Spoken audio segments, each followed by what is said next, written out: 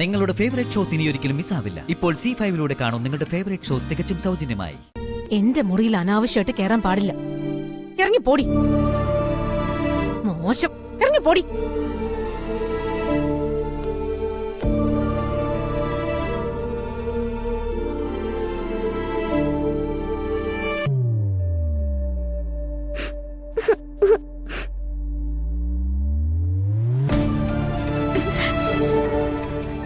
ടീച്ചറമ്മ പറഞ്ഞിട്ടല്ലേ ഞാൻ ഇങ്ങനെയൊക്കെ ചെയ്തത്.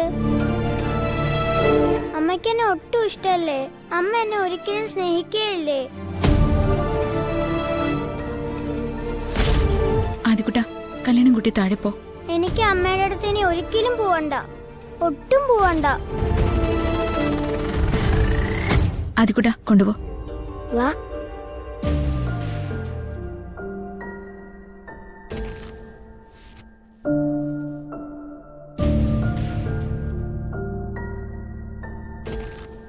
ഇത്തിരി ഇല്ലാത്തൊരു കുഞ്ഞാണ്, അതിനെങ്ങനെ വേദനിപ്പിക്കണോ?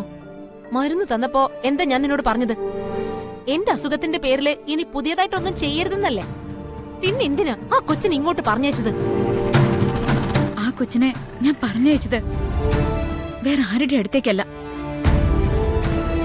അവളുടെ അമ്മയുടെ അടുത്തേക്കാ. അവൾക്ക് വലിയ ലോകവിവരമൊന്നുമില്ല. പക്ഷെ അവളെ പ്രസവിച്ച് അവളുടെ അമ്മ പനിച്ചു കിടക്കുമ്പോ എന്തൊക്കെ ചെയ്യേണ്ടതെന്നറിയാം. നിന്റെ നെറ്റിലൊരു തുണി നനച്ചിടാൻ ഞാൻ മറന്നുപോയി. പക്ഷെ അവള് മറന്നില്ല.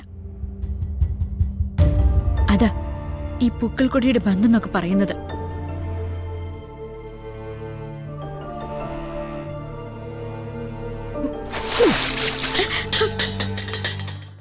കഴിഞ്ഞല്ലോ അതിന്റെ പുണ്യം. വീണേ, ഒരു കാര്യം നീ മനസ്സിലാക്കിക്കോ. ഒരിക്കലും തട്ടി അകറ്റാൻ പറ്റാത്തൊരു ബന്ധമാണ് അവളുമായിട്ട് നിനക്കുള്ളത്. നമ്മുടെ ആട്ടവും പാട്ടവും ഒക്കെ അവസാനിക്കുന്ന ഒരു സമയം വരും. അപ്പോഴാ നമ്മൾ മക്കളെ കുറിച്ച് ചിന്തിക്കാം, നോക്കാൻ അവരുണ്ടാവുമെന്ന് ചിന്തിക്കാം. ആ പ്രതീക്ഷയോടെ തന്നെയാ ഓരോ അച്ഛനമ്മമാരും നമ്മളെ ചേർത്ത് പിടിച്ചു നടക്കുന്നത്. മതി നിന്റെ ഉപദേശം, എനിക്കതൊന്നും കേക്കണ്ട.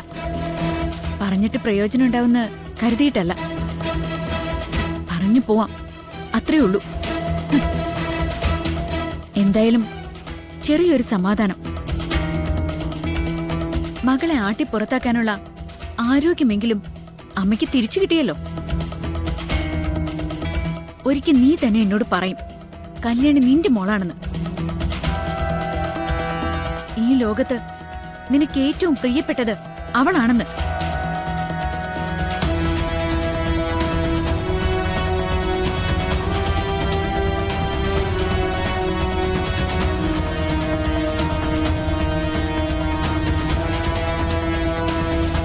അത് ശരി.